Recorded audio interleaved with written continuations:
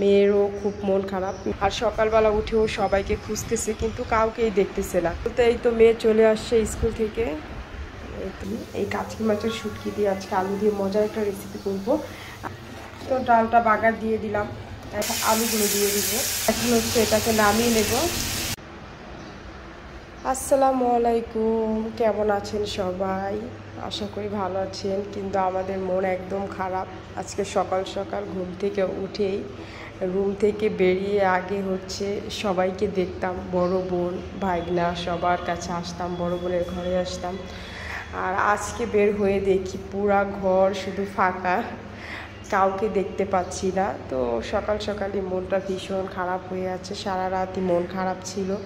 তো দেখতে পাচ্ছেন এই যে সব কিছু খালি। গতকালকে রাতের বেলায় হচ্ছে বড়াপুরা চলে গেছে। তো ওরা হচ্ছে 4-5 দিন আগেই চলে গেছে। আমরাও যেহেতু বাসা ছেড়ে দিয়েছি, আমরাও হচ্ছে চলে যাব। আমাদের যেতে, আমার নিয়ম অনুযায়ী আমাদের তো 1 তারিখেই যেতে হবে। তো বড়াপুর গ্রামে চলে যাবে, যার কারণে বড়াপুর 4-5 দিন আগেই চলে গেছে। তো এই হচ্ছে আমাদের ঘরের অবস্থা, ভীষণ খারাপ মন। মেয়েরও খুব মন খারাপ। মেয়েটা তো কালকে ভীষণ কান্নাকাটি করেছে রাতের বেলায়, যখন ওর বড় আম্মুরা চলে গেছে অনেক কান্নাকাটি করলো, কিছুক্ষণ কান্নাকাটি করলো। তারপরে বুঝিয়ে সুজিয়ে রাখলাম, বললাম আমরা কিছুদিন পরে আবার চলে যাব, মানে বেড়াতে, তোমার বড় আম্মুর বাসায়, কান্নাকাটি করো না। আর এদিক দিয়ে আজান বাবু তো ঘুমাচ্ছে, চলেন আজান বাবুকে দেখে আসি। এই যে তারও আজকে ভীষণ মন খারাপ, কারণ সে হচ্ছে আজকে কিন্তু একদমই কারো কোলে যেতে পারে নাই। সকাল সকাল ঘুম থেকে উঠে সে হচ্ছে তার বড় আম্মুর কোলে যায়, তারপরে তার ভাইদের কোলে যায়। আজকে তো তার ভাইয়ারাও নাই, তার বড় আম্মুও নাই। ঘুম থেকে উঠে তাকে একটু দেখানোর জন্য নিয়ে গেছি, চলো তোমার বড় আম্মুর ঘরে কি আছে দেখে আসি। মানে সে শুধু ঘুরে ঘুরে সব কিছু দেখতেছে, কিন্তু কাউকে তো দেখতেছে না, হাসতেছেও না, মানে বুঝতে পারতেছে যে কেউ তো এখানে নাই। ওর মনটা খুব খারাপ লাগতেছিল, সে তো ছোট, বুঝাইতে পারতেছিল না আর কি।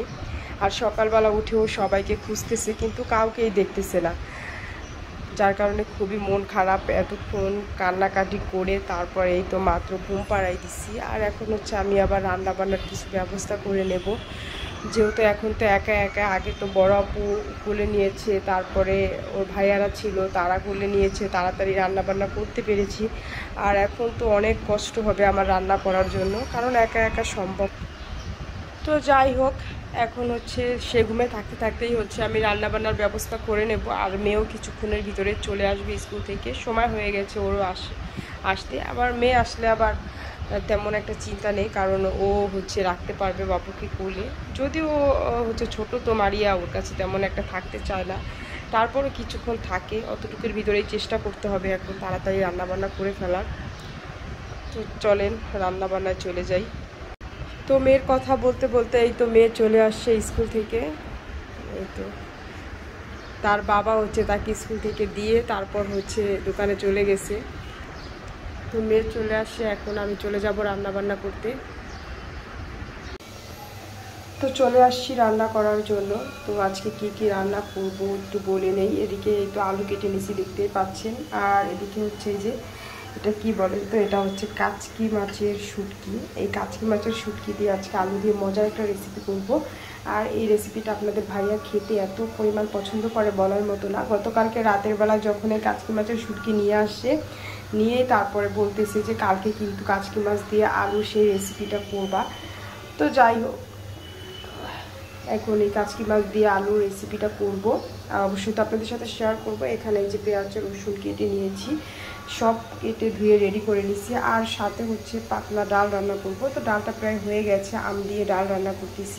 এখন ডালটা বাগার দিয়ে নেব। তো বাগার দেওয়ার জন্য কিন্তু এখানে আমি পেঁয়াজ রসুন দিয়ে অলরেডি বাগার দিয়ে ফেলতেছি। এখন ডালের ভিতরে দিয়ে দেবো, হয়ে গেছে, একদম ব্রাউন কালার হয়ে গেছে। এখন ডালের ভিতরে দিয়ে দেবো। তো ডালটা বাগার দিয়ে দিলাম, এখন ডালটা হয়ে গেছে। ডালটা নামিয়ে আমি হচ্ছে শুটকি মাছের রেসিপিটা বসাবো।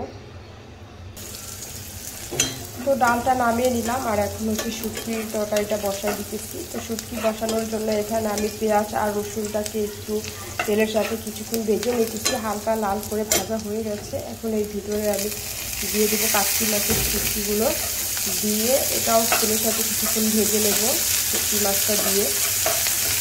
তাহলে কিন্তু শুটকির খুব সুন্দর একটা ফ্লেভার আসবে। তো শুটকিটাকে কিছুক্ষণ তেলের সাথে তেলে নিলাম, আর তেলে না হয়ে গেছে, খুব সুন্দর একটা ঘ্রাণ আসছিল। আর এই পর্যায়ে হচ্ছে আমি পানি দিয়ে দিব একটু পরিমাণ। আর এখন হচ্ছে দিয়ে গুঁড়া মশলাগুলো অ্যাড করব। দিয়ে দিলাম হলুদের গুঁড়া, মরিচের গুঁড়া। শুটকিতে কিন্তু একটু ঝাল বেশি না দিলে ভালো লাগে না খেতে, তাই মরিচটা একটু বেশি দিলাম। দিয়ে দিলাম লবণ পরিমাণ মতো। এবার মশলাটাকে খুব ভালো করে কষিয়ে নিতে হবে।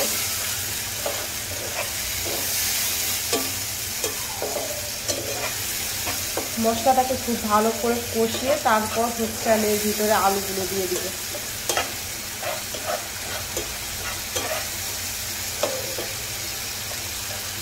তো মশলাটা কিন্তু খুব ভালো করে কষানো হয়ে গেছে, দেখতে পাচ্ছেন উপরে একদম তেল উঠে গেছে। আর এখন হচ্ছে দিয়ে আমি কেটে রাখা আলুগুলো দিয়ে দিব। এই রেসিপিটা কিন্তু অনেক মজার একটা রেসিপি। এই একটা রেসিপি দিয়ে আপনি একদম পেট ভরে ভাত খেয়ে নিতে পারবেন, এত পরিমাণ মজা হয় এই রেসিপিটা। বিশেষ করে আমার ঘরে আপনাদের ভাইয়া সবথেকে বেশি পছন্দ করে, আমিও করি, তবে আপনাদের ভাইয়া একটু বেশি করে। আর সে হচ্ছে শুটকি জাতীয় খাবারগুলোই বেশি পছন্দ করে। শুটকিটাই তার ভীষণ পছন্দ, যে কোনো শুটকি সে খুব মজা করে খায়। তো সামান্য পরিমাণ পানি দিয়ে দিব আলুগুলো সিদ্ধ হওয়ার জন্য। এবার খুব ভালো করে নেড়ে চেড়ে নেই। এবার হতে যতক্ষণ সময়, একদম পানি থাকবে না, ঝরঝরে একদম ভাজির মতো হয়ে যাবে। তো হতে থাক। তো হয়ে গেছে কিন্তু আমার আলু দিয়ে কাটকি মাছের মজাদার রেসিপি। দেখতেই পাচ্ছেন একদম পানিটা শুকিয়ে গেছে আর তেলটাও বেরিয়ে গেছে। এখন হচ্ছে এটাকে নামিয়ে নেব। খুব সুন্দর একটা ফ্লেভার আসতেছিল, মানে ফ্লেভার শুনে ক্ষুধা লেগে যেতেছিল, এমন একটা অবস্থা।